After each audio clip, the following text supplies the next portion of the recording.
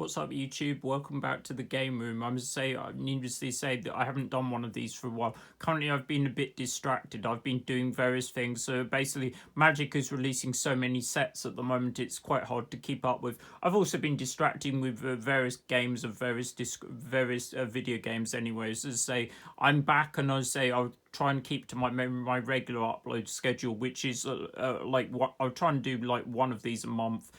And I say I've got next month's special festive special planned anyway, so I know what I'm going to do next month. Anyway, we're going to go back to my what will be one of my featured decks in my Commander series. So today we're going to do Nekusar the Mindrazer, a commander that hasn't probably doesn't see much play now, but like back in the day, it saw quite a lot of play. Anyway, it's a wheels commander, so we're going to show it to you now. I've made a few additions recently to the deck, so we're going to showcase Nekusar in its glory. We're going to tell you a little bit about each card in the deck, and the choices and the history and various stuff like that. Anyway, so this is the featured commander. So say this is the judge foil of it. So you can get a regular printing of this card. It's like it was like. Yeah, this is the foil one anyway. So I like to try and foil out all my commanders anyway. So I'm getting there. I've got one or two missing or don't come in foil, which I try and get alters of. Anyway, so this is Nekusar the Mindrazer. So this is basically a wheels commander. So for those who don't know what wheels are, they're basically effects that cause people to draw a load of cards. It's normally seven cards after the original Wheel of Fortune, and then it makes them discard a card and those cards and draw X, where X is the card. So it's Wheel of Fortune was the original, so it makes you discard your hand, draw 7 cards, was the original one anyway. And they say Nekusar basically deals them damage punishes them for drawing. So your aim is to punish people for drawing these additional cards, and you also punish them for discarding as well. So Nekusar is a 2/4 in 2 blue, a black and a red, for a legendary zombie wizard. At the beginning of each player's draw step, the player draws an additional card, so that's effectively a Howling Mime, which I'll show you in a minute. And he also has the text is when an opponent draws a card, Nekusar the Mindrazer deals 1 damage to that player. So back in the days, this was probably quite a played commander, and it was one of the ones at the table to draw quite a lot of hate around it. But you need to say it can still be good. I still think it's good. I still think mine's probably like a 7 or something. It can kill really quickly, but like don't know about the consistency. Anyway, I'd give it a 7 on my version's like a 7 anyway. I mean, you say the cards in the deck, some of them there are quite a few reserve list cards, so it's quite expensive for the powered version of it anyway. Generally the wheel effects are quite expensive and the reserve list cards are. Anyway, I'll link the deck on Moxfield for those people who are interested in checking it out in the description. Obviously it's definitely up this one. There's some of the ones I haven't posted up. Anyway, I'll link the deck on Moxfield. Anyway, that's Nekusar the thing. Anyway, let's start with the main set, which is the spells. Because the spells are the main thing in the deck. There's not very many creatures. Anyway, I'll start with one of the most recent additions. So this is Windfall. This is one of the original wheel effects. So this is the recent promo printing. So they recently, for the 30th anniversary, they've done a series of promos. This is one of them. So there's Windfall. There's also Wall of Roots, and I believe it's Wood Elves, which were given away recently to coincide with the new set, the Brothers War. I'm quite enjoying the Brothers War. I don't know if some people are that keen on it. I just say I like the retro framed artifacts and that. They're pretty cool anyway, so we're quite enjoying it at the moment. We'll see how it goes. Anyway, there's not that long until the next set. It won't be that long, a couple of months. Anyway, that's Windfall. Then we have the original one, Wheel of Fortune, not to be confused with the game show Wheel of Fortune as well. So this is 2 red. It's all players must discard their hand and draw seven cards. Wheel of Fortune is quite expensive. I feel it's probably, I think it's around a couple of hundred. I feel this was one of the reserve list cards I got quite lucky on. I've got 2 copies. I mean, to say the iCard's iconic. It's also available. There's also a a foil printing, like a Judge promo and something as well. I don't have those. I don't have that one. Anyway, I'm happy to have this regular one. It's one of the more expensive cards in the deck. Then we go with other wheel. These are other wheel-like effects. Basically, they're mostly a section of wheels. There'll be some other spells. I mean, this is time reversal. This is a 3 of blue and a blue. For each player, shuffle his hand or graveyard into his library, then draw 7 cards. X of time reversal. So this is effectively Time Twister, which is a piece of power that's very expensive. It's probably like 2.5, 3 grand plus. Anyway, so this is basically a replacement for Time Twister. If you have Time Twister, play Time Twister. But I don't think many people are going to be in that department anyway. And we say this is time reversal. Then we've got Whispering Madness. So this is 2 of blue and a black. This is each player discards his hand, then draw cards equal to the number of cards the player discarded this way. So this is Windfall again. The thing is, this has Cipher, so this basically, you basically play the Cipher, you put it onto a creature you control, and then when the creature deals combat damage to a player, you can basically cast the card without paying its mana cost. So that, and you get another copy. So you basically put it on one of your creatures that has evasion or a flyer, and you basically keep casting this. So you can basically keep going. I mean, say with wheels in this deck, you're looking for because if you draw a second wheel and you already have one in hand, and they're basically things. So you're looking at making a density where there are not too many wheels in the deck, because you don't want to draw too many, because once you draw a second one, if you're going to wheel, you're not going to get to cause the second copy. Or you're looking at things that have delayed wheel on it, like the creatures that you can wheel at various speeds. Yeah, so you're looking at those. Anyway, we'll carry on with the reserve list cards. So we've got Time Spiral, 4 blue and a blue. This was one of the most busted cards in Magic. It was from Urza's Saga anyway. So this is remove Time Spiral from the game. Each player shuffle his or her graveyard into her hand. So it's like a Time Twister. The only thing is, then it untaps 6 lands. So basically, if you can afford to pay this, you're basically getting this is free basically, and you're getting 6 lands on tap. So it's basically affecting you free. Anyway, this card is also reserve list. It's also expensive. It will look in the description and it will tell you what the cost. Anyway, so that's Time Spiral. Then we have Incendiary Command. So this is basically this is a modal spell from the Lorwyn cycle. There were various other commands in this set. Basically, you're looking at when this is 3 red for a sorcery. It's choose 2. Incendiary Command deals 4 damage target player, or Incendiary Command is 2 damage to each creature. So that's like a pyroclasm. Destroy target non-basic land, useful occasionally in Commander. Or this one, which is the most used mode. Each player discards all the cards in their hand and then draws that many cards. So it's a windfall again. And then we've got other ones. So we've got Echo of Eons. So this is basically another time twister-like effect. But this one has flashback. So with the flashback, you're basically able to cast it from your graveyard, and it's cheaper on this one. So this one, if this one gets, you can discard this one when it's wheeled away, and you can basically flashback this. So it's quite useful, as you're probably only paying 3 mana for it most of the time. Then we have Diminishing Returns. Not to be confused with, there's like a DJ Shadow mix album called Diminishing Returns as well.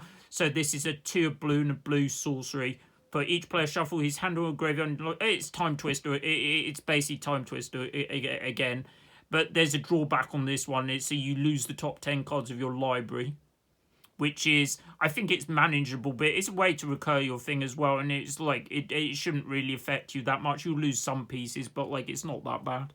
And then we've got the ubiquitous one. So these are just normal spells. This is Cyclonic Rift, one of the best blue cards in Commander. It's just so good. And it's really good in this deck as well, because you basically can wait until the person's end step is before your turn. You can basically overload Cyclonic Rift with the kicker, and then basically send all the permanents back to their hands, and then basically you can untap and wheel them all away and deal them a butt ton of damage and get rid of most of their hand. So Cyclonic Rift, really good. And we've got some removal, because when you need to kill things. So you've got Blasphemous Act. So this is probably one of the best removal spells in this deck, because this is basically you need to do is one. It's basically it's a 9 mana spell, but it's 1 less for each creature on the battlefield. So it's basically going to cost you 1 most of the time. It's 13 damage to each creature. It's not going to clear the board all the time, really, because some of the creatures are way over 13 power. There you can get some really big things in Commander. Anyway, it's Blasphemous Axe. It's generally done. It's generally quite useful. You can use it. It's generally going to cost you 1 mana. You can normally use this and go off on the same turn as it only costs you like 1 mana. And you've got stuff like Garruk's Wake, which is 9 mana, destroy all creatures you don't control, and all planeswalkers, so it's quite good against planeswalkers as well. And it's one-sided. It keeps all your side of the board intact. This is the promo from M15. It's a cheap card. It's not very expensive. Then we got Damnation. We got the Texas one from the player mailing. So this is 2 black and a black. It's just a color shifted Wrath of God. It's a destroy all creatures. They can't be regenerated in black. 2 black and black. Then we've got some other spells, general spells. So this is Show and Tell. This is one of this is ubiquitous as well. It's more playing Legacy and stuff. You can in various things like Sneak and Show and various other builds. So this is a 2 of blue for a sorcery. Each player may choose an artifact, creature, enchantment, or land and put the permanent into play. This is basically what will get the quickest kill in the deck. So this is basically used to generally get Omniscience or Dreamhall's equivalent out.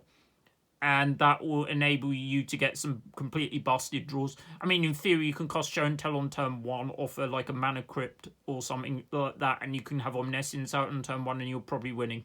I've yet to get a turn like 1 or 2 kill out of it. I think I've killed on 3. Alright, that's Show and Tell. Then we've got Skybinding. So this is each player draws X cards, which is basically Prosperity. I always say I had Prosperity in the deck. I dropped it recently for something, but as I say, I've kept this one in. This is slightly worse than Prosperity in some ways. It costs double blue and X rather than Prosperity, which is just X. For each player, draw X cards. But this has Forecast, which is gives it a slight more versatility. So it's 2 and a blue, reveals Skyscribing from your hand. Each player draws a card. You can only activate it in your upkeep and only once a turn. But that's more versatile. If you prefer Prosperity, play Prosperity. I mean, it's a similar kind of effect. Then we've got the Tutors. So this is Vampire Tutor, one of the original ones. So it's black, instant, pay 2 life, search your library for any card, shuffle your library, and then put the card on top of your library. It's worth bearing in mind they're on top of library, but it doesn't matter because if you're going to wheel, you know it's on what you're going to draw anyway, so it's quite useful. It's Vampire Tutor, it's cool. And then we've got Demonic Tutor, one of my original ones. So this is the it's ubiquitous. You don't really need to know. It's search for any card and it goes into your hand for 1 of the black. All right, so we've done the spells. We'll do the enchantments next. So the enchantments are basically a lot of them deal damage to the opponent and make them draw additional cards and stuff like that. So we'll start with one of the best cards in things. So it's Omniscience. This is at the time I opened this, I wasn't very happy because I was playing M19 Limited, and I was like, this isn't really playable in M19 Limited. And but like later, it's quite good, and it's probably worth a reasonable amount. Anyway, so this is Omniscience, the ubiquitous 7, 8, 9, 10 mana blue enchantment. You may cast cards, spells from your hand without playing their mana cost. It's worth bearing in mind if you've got cards that interact with the graveyard, you won't be playing them from the graveyard with that, but that's fine. Oh. Right, that was my hands in front of the camera. Anyway, it's fine. Alright, so we'll go on to the various other things in the deck. So we've got the gods. So basically, this is Thassa. So this is Thassa, God of the Sea. I've put them in the enchantment section. They can be online. Bear in mind, these gods from Theros were online at 5 mana. 5 if your devotion is 5. So it's a 5/5 for 2 and a blue. It's basically not a 5/5. Until you have a devotion to it. It's basically just a way to filter your draws and put various things. So it's the beginning of upkeep, scry 1.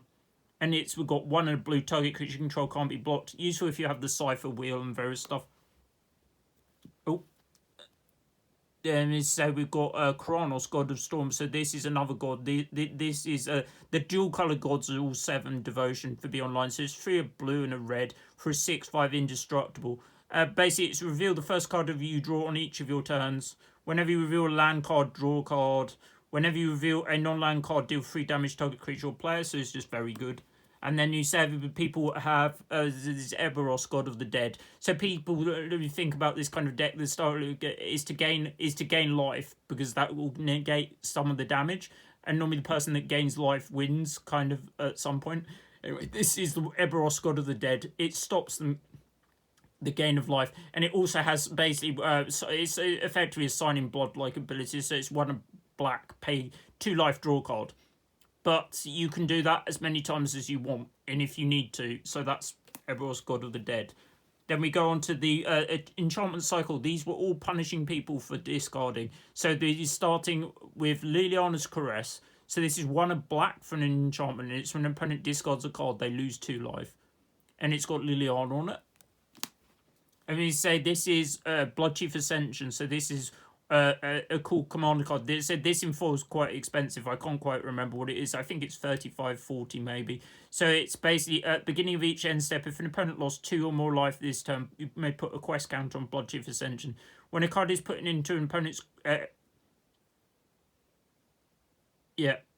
whenever a card is put into an opponent's graveyard from enemy, if Bloodchief Ascension has 3 or more quest counters on it, you may have the player lose 2 life. If you do, you gain 2 life. So this is pretty good because it doesn't matter where the cards go from. If they go from play, in library, graveyard, discarded, it affects all of them, and it's just a good card. Then we have Waste Not. One of the original, one of the cards. It was one of the better cards to come out at the time for this deck. Anyway, it was printed around the same time. It was designed by the Magic community. It said that there was a series of these kind of cards that were designed by various people, and they say designed by on the bottom. Anyway, this is a foil copy.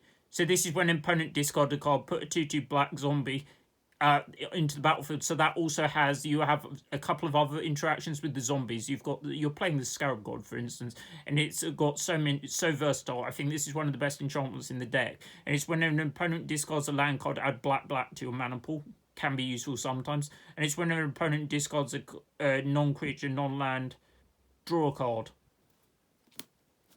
Then we've got another one. So we've got Underworld Dreams. So this is a 3 black enchantment. That's the only drawback of it, is it's slightly harder to cast. And it's when an opponent draws a card, Underworld Dreams deals 1 damage to them. And we've got Megrim.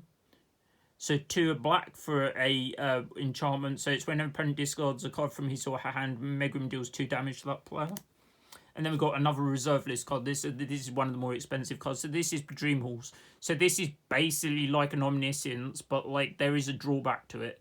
And as I say, this is probably more expensive than Omniscience anyway. So this is a 3 blue and a blue for an enchantment. So basically, it's basically, instead of playing the casting cost for a spell of any colour, its controller may choose and discard a card that shares at least 1 colour with the spell instead of paying the mana cost. If the spell is X, in its casting cost, X is 0. So this is basically a global Omniscience. It's quicker to get into play. There is a drawback of your opponents might be able to go off this, and then basically they can trade in their cheap spells into the more expensive spells in their hand, as long as they share a colour.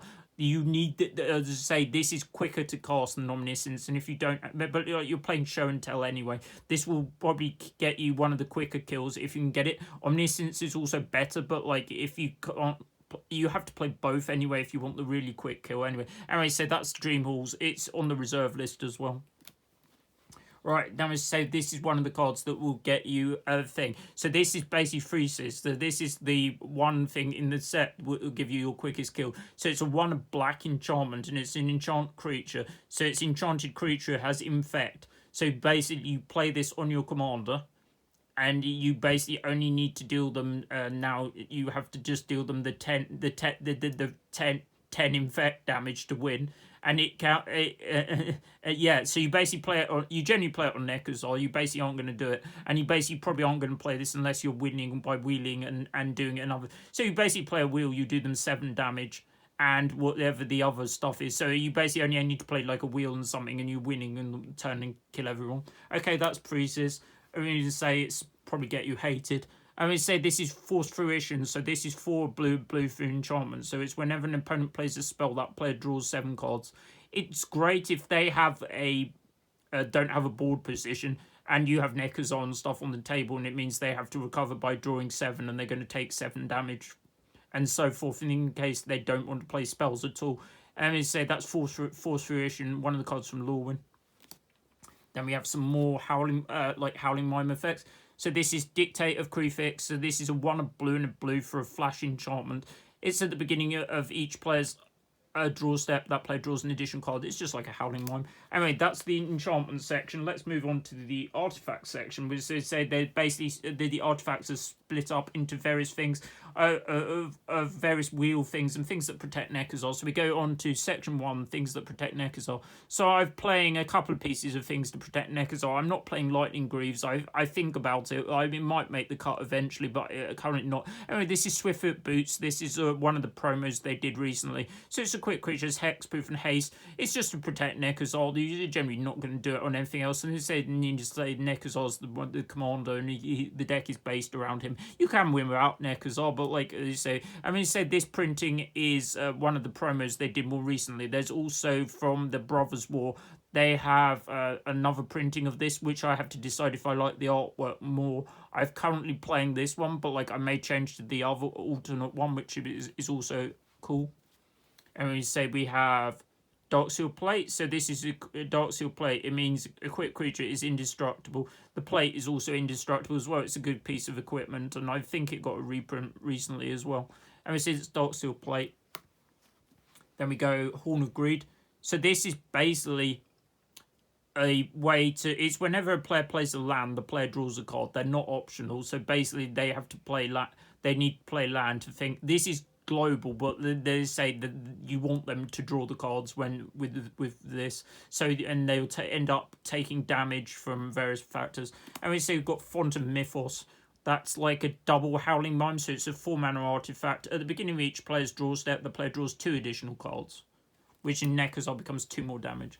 And we've got Howling Mime, so this is also it's quite a few of these are going to be available currently in the Brothers War, like on various alternate framing on the various thing. Also, they're doing various weird stuff in the Brothers War at the moment. So they're basically doing, you can get Transformers cards as well, which are basically the cards from the Transformers cartoon, which are available in the set boosters anyway. And you can also get, I don't know if it's collector's boosters only, but you can get various artifacts that have got numbers on them, and they're like limited to, I believe I saw one opened, they're limited to like say 500 copies on each, and they're worth quite a lot. Anyway, so that's Howling Mime. Then you've got Temple Bell. So this is a 3-mana artifact. I mean, you see most of these are foil. I'm trying to foil out most of my decks. So each player draws a card. This is one as an instant speed though, so you can do it whenever you need to.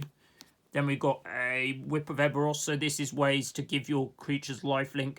It's 2 black and a black for and creatures control of life. It's 2 black and a black to return target creature from your graveyard to the battlefield. It gains haste and then exile the card. It's worth bearing in mind because you can send a lot of stuff to the graveyard, and if you basically can get the wheel of creature into the graveyard with haste, you can just play it and whip it back and use the ability on it. Anyway, that's most of the artifacts. And then we've got the fast mana, which is obvious. So we've got Soul Ring. Don't really need to explain these. Soul Ring. Got Mana Crypt.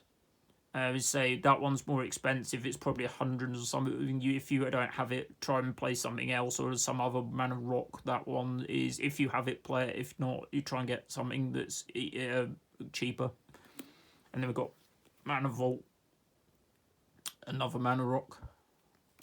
And then we've got the last thing. So this is not a Mana Rock. This is basically another wheel effect. So this was the card that got the quickest banning in the thing. This was the card was emergency banned at the time because they had a lot of powerful cards in hers. So it's a 5-mana artifact. It's sacrifice. Each player sets aside his hand, face down, draws 7.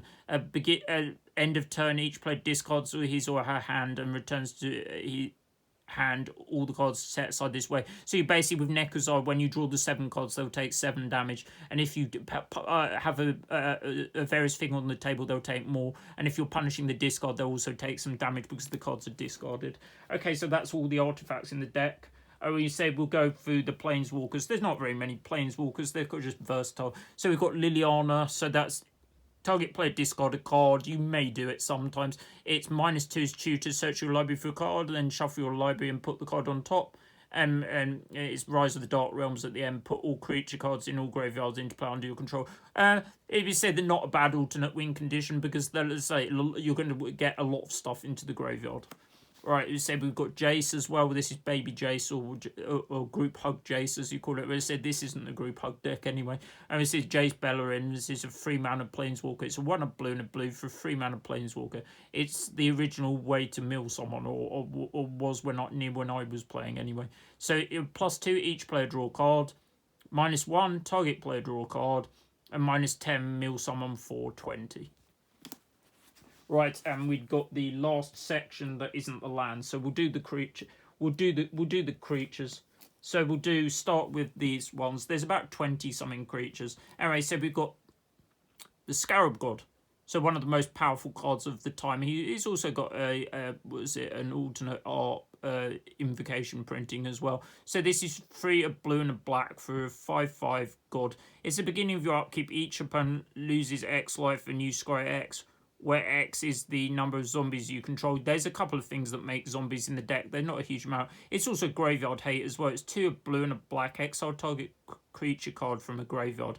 Create a token that's a copy of it, except it's a 4/4 black zombie. And then the Cycle of Gods have the when it dies clause. Return to owner's hand at the beginning of the next end step. I just realised it was owner's hand rather than controller. Anyway, oh yeah, of course that it does. Anyway, it said this is the Locust God as well. This is just a good card. I mean, this was reprinted more recently in one of the, I believe it was in one of the Commander decks. Anyway, it's a 4 a blue, a red for a 4/4 flyer. It's whenever you draw a card, create a 1/1 blue and red insect creature token with flying and haste. So that's a good way to just, you can win the game just by drawing lots of cards with this, even if you're not punishing them. You make a lot of flyers. And it also has 2 blue and a red, draw a card, discard a card. And it's got the when it dies clause as well. So you've got one of the more recent additions to the thing from Kaldheim. This is Tergrid, God of Fright. So he's a 3 of black and a black. There are lots of gods in this deck, coincidentally, as well. So for 4/5 Menace Guy, whenever opponent sacrifices a non-token permanent or discards a permanent card, you may put the card from a graveyard onto the battlefield under your control. That's the main thing he would do. He's also got another side as well, so he could be using Tergrid's Lantern. I don't ever remember casting either of them, to be honest, but I haven't had the card that long, in terms I don't play this deck very often anyway. So this is Tergrid's Lantern. It's a 3 of black for a legendary artifact. It's tap, target player loses 3 life unless they sack a non-land permanent or discard a card, and it's 3 and a black to untap it, and you can do it again and rinse and repeat. Alright, that's Tergrid. Now we go on to the Praetors. So we've got Jinkataxis. So this is a 10 mana, 8 of blue and a blue for a 5/4 Praetor. I mean, to say this, you can cheat this in a lot quicker. You have show and tell and stuff like that, and as I say, it has flash, so you can do it when you feel is appropriate. It's at the beginning of your end step, draw 7 cards, and then each opponent's maximum hand size is reduced by 7, so you can punish them for discarding it. So that's fine. Then you have Krevok, which is a 5, a black and a red for a 5/4. It's whenever an opponent plays a spell, Krevok deals damage to target creature or player equal to the spell's converted CMC. So it means it punishes them for playing spells. Then you have Olivia Voldaren, which is just a way to a 2 black and a red for a 3/3 flyer. It's 1 and a red, deal 1 damage to another target creature. The creature becomes a vamp in addition and put a +1/+1 counter on Olivia. So it machine guns small creatures and grows up. And it's 3 of black and a black, gain control of another target vampire for as long as you can control Olivia Voldaren. So against large threats, you can basically pay 3 of black and a 1 and a red to basically steal it. Then we have Cryosis, which is a 6/6 for 3 of blue and a black and a red for a 6/6 flying dragon. It reads, whenever Cryosis deals combat damage to a player, you may pay 2 and a black. If so, target player, you choose a colour, target player, that player reveals his hand and then discards all cards of that colour. So it's quite good against decks where you know what they're doing, and then you know they have certain cards if they have tutored, and you want to make them discard the card. And it's quite good against monocoloured decks like mono red, mono green and stuff like that, because it takes nearly their entire hand. Right, then we have Niv. The 2 of blue, blue, red, red for a 4/4 flyer. This is ubiquitous with Commander. It's often seen as the Commander, and various printings of this don't have they have like a equation on it. This one doesn't have the equation on it. This is when it's a Niv is 4/4 flyer. It's when you draw a card, Niv deals 1 damage to target creature or player, and it tap draw a card. So you can play this with Curiosity is the normal one, and then goes infinite. I'm not playing that currently personally, but like if you want to play that, you can. You've got 3 slots for it if you want to play that thing. Alright, that's Niv. Then we've got Songormancer. So this is a 2 of black and a black for a 3/3. Vampire with flying. It's when a creature an opponent controls dies, you may get you may gain 3 life. And when an opponent discards a card, you gain 3 life. You may gain 3 life. So it's quite a cheap source of life gain. It's very versatile. It will gain you so much life over the game.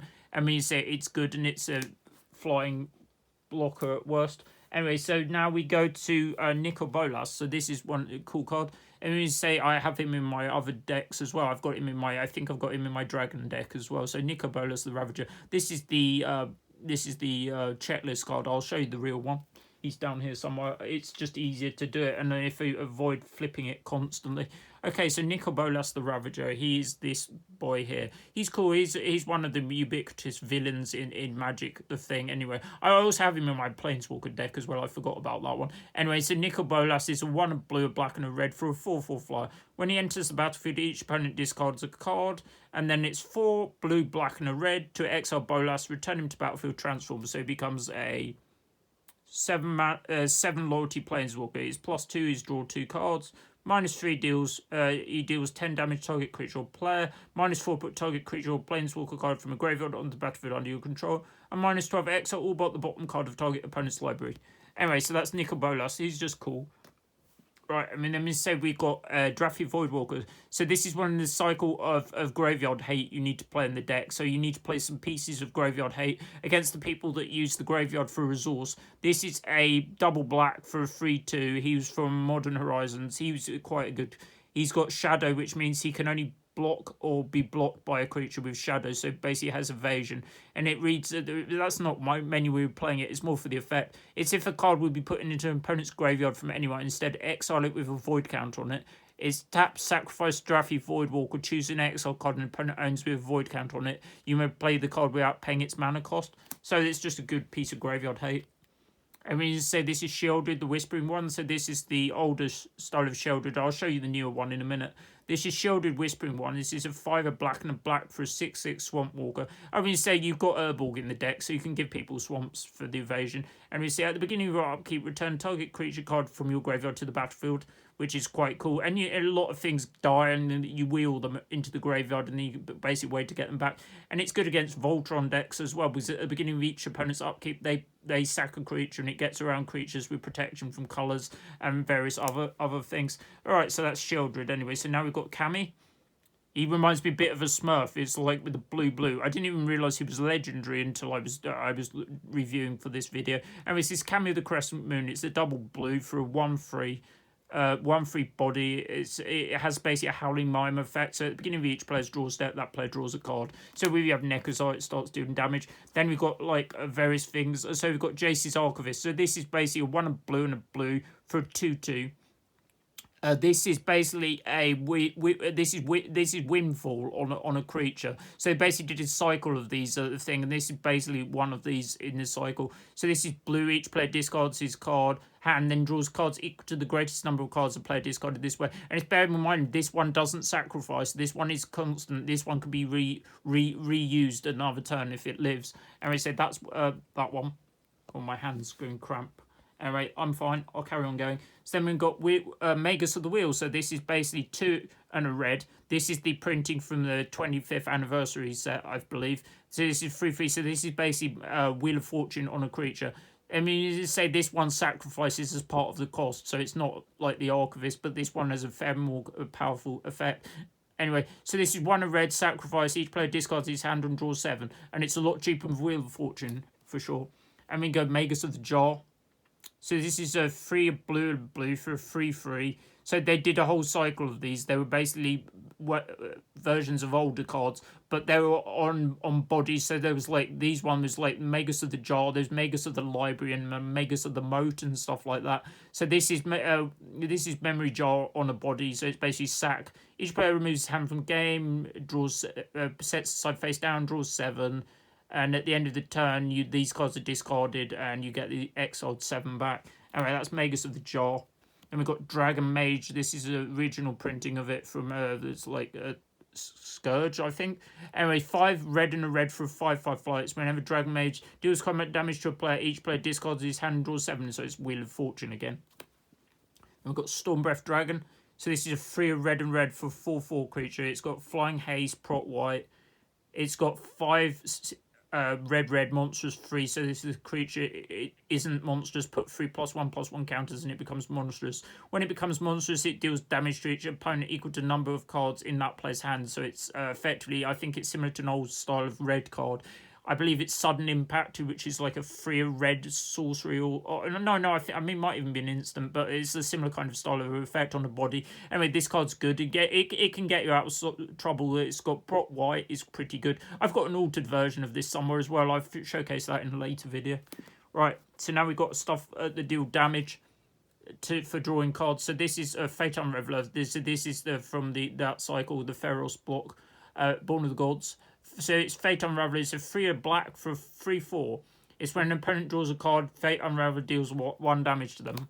And then we got Kedrick Parasite. So this is a 1/1. So it's when an opponent draws a card. If you control a red permanent, you may have the Parasite deal 1 damage to that player. So normally, if you have, the red permanent will be Nekusar. You may have other ones, but normally it's going to be Nekusar.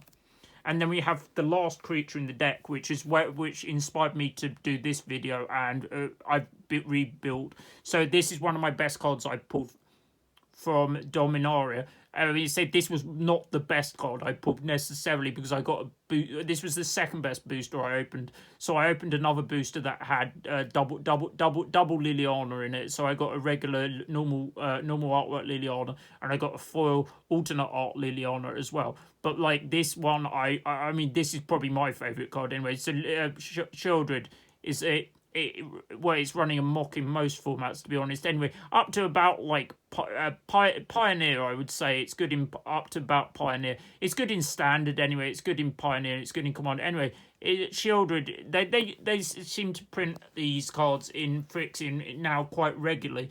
I mean, say before it used to be unique. Anyway, I've got most of the Phyrexian foiling ones of various things. There's also various other cards they did in Phyrexian in the set. There's like the Anjani and stuff like that. They also did the Secret Lair, where all the cards were in Phyrexian as well. Anyway, so Sheoldred, the whatever it's called, I can't remember the full title of it. It's 2 black and a black for a 4/5. It basically reads when an opponent draws a card, thing deals 1 damage to them. Is when you draw a card, I think you gain 1 life, and there's another ability on it as well. I can't remember all of it. It's probably more confusing because I don't have an English one. Anyway, let me just say it's a very good card, and it's a cool card. Anyway, we're on the last section now. We'll go on to the land. Right, let's do the land. So we say we'll start with there's the enormous. What I normally say about the land is basically if you have the land, play them. If you have original jewels, use the original jewels. If you have the shocks, use the shocks. Just try and get a right ratio of come into play untapped lands, because generally you want the lands untapped. And we say we'll start with the utility lands and we'll go on to the other ones. So I'm going to say Maze of Ith. This is just a land I use for protection. You can also, it basically untaps, it comes from the Dark originally. This is the FTV reprint. I think there's various other reprints and various versions of this card available. And we just say it's basically untaps target attacking creature from combat. That it deals no damage. So basically it's a way to get out of the thing. You can also use it if the combat goes badly for you to remove your creature from the combat and it won't take any damage. So that's Maze of Ith. And if you have Urborg, you can tap it for mana. So this is both Besieger. I think this is good in counter-heavy metas or stuff like that, whereas mostly you worried about having your spells countered. So this is basically taps for 2, and it's just from Kamigawa, the original Kamigawa. I mean, as opposed to the new Besieger, which does something completely different, which is still a good card, but this is the one. I used to play this back in the day in my Tooth and Nail deck. Anyway, so it's tap, pay 2 life, add 1 mana to your mana pool. If the mana is spent on an instant or sorcery, the spell can't be countered by spells or abilities, so it's a good card. And then we say I've got Reliquary Tower, which is new and no maximum hand size, add 1 colours to mana pool. That says, say, okay in this deck because you can build up a big hand size and you can punish people by doing the wheels that are based on the highest hand size. And a guy reached Sanitarium, that's a promo at the time, it taps for everything. It's 2 mana, each player draws a card, then discards a card, so that hits on both sides. Then we've got more utility lands, so we go Bajuka Bog. That's the retro boarded one from Time Spiral Remasters. It's basically exiles all cards from target player's graveyard and taps for black when it comes into the battlefield. So now we go various other lands. So we got Urborg. Each land is a swamp. Goes well with Sheldred. We're playing Death Storehouse. So this is target legendary creature gains a fear until the end of the turn for a black and taps for black. Then we've got dual lands. So we've got full cycle shocks. So we got Steam Vents. Watery Grave, Blue-Black Shock. We've got Blood Crypt, Black-Red Shock. Then we've got Painlands, Shivan Reef, that's a Blue-Red Painland. Sulphurous Spring, Black-Red Painland, that's the ones from Deck Masters. That was a series box set that I got from Game back when I started playing, and they had shock lands in them. And so it also had a deck from Richard Garfield, the game designer, and John Finkel, I believe. Then we've got Underground River, Black-Red land. Then we've got the Buddy land, so we've got Allied Buddy land. So this is Blue-Black Buddy, Dragon Skull Summit, Black-Red Buddy. I've got the temples in here. If you have the more recent ones, the multiplayer things that originated from Battle Bond, the Allied jewels that come in untapped. If you have 2 or more opponents, play those. I've got the Temple of Deceit, Temple of Epiphany, Temple of Malice. Then you go Fetch Lands. So Polluted Delta, original one. You can play the new one if you have it. I prefer the original ones generally. Bloodstained Mire and Scalding Tarn. I pulled that relatively recently, that one. I think I've got as many as 5 of those. Anyway, so now we've got the Tri-Lands. So we've got Crumbling Necropos in foil, and then we've got the most recent land, Xander's Lounge, the cycle triome. If you have original jewels, play them. And we say Command Tower, and the obvious one. Then we have basics. So I've got 4 mountains. I think it's 4-4-4, 2, 3, 4. Pick your favourite artwork. 4 islands and swamp. I've picked this one, so I've got also got 4 of those. And we need to say that's the entire deck. Anyway, thank you for watching. We'll keep on doing these at some point. I'll work my way through. I've got like 42 decks currently to cover. So I'll work my. Oh no, they've got one thing left. I've got tokens as well. So like I think I did some of the tokens. Yeah. Anyway, we've got a couple of tokens as well. So I've got zombie tokens, 2 of them. And I've got the insect tokens. There's 2 of those as well. I think the deck also makes a couple of other things, but I'm pretty sure that's most of them. Anyway, so that I've been going on for nearly 40 minutes plus now. Anyway, so thanks for watching. I'll carry on doing these at some point. I'll do another one again next month. Anyway, thanks for watching. Enjoy the Brothers War for those people that are playing it. Anyway, enjoy the Brothers War. Thank you very much for watching. I'll see you soon. Bye.